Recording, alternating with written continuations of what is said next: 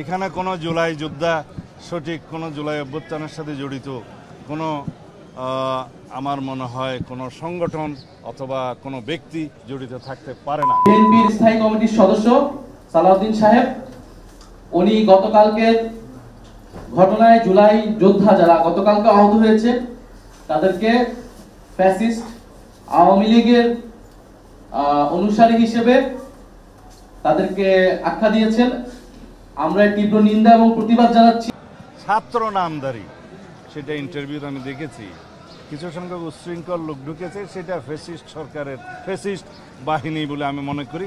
এবং আওয়ামী ফ্যাসিস্ট বাহিনী যে এখনও সমস্ত জায়গায় এই বিভিন্ন ফাঁকফুক করে বিশৃঙ্খলা সৃষ্টি করার চেষ্টা করছে, সেটা গতকালকেও দৃশ্যমান হয়েছে। এখানে কোনো জুলাই যোদ্ধা সঠিক কোনো জুলাই অভ্যুত্থানের সাথে জড়িত কোনো আমার মনে হয় কোনো সংগঠন অথবা কোনো ব্যক্তি জড়িত থাকতে পারে না।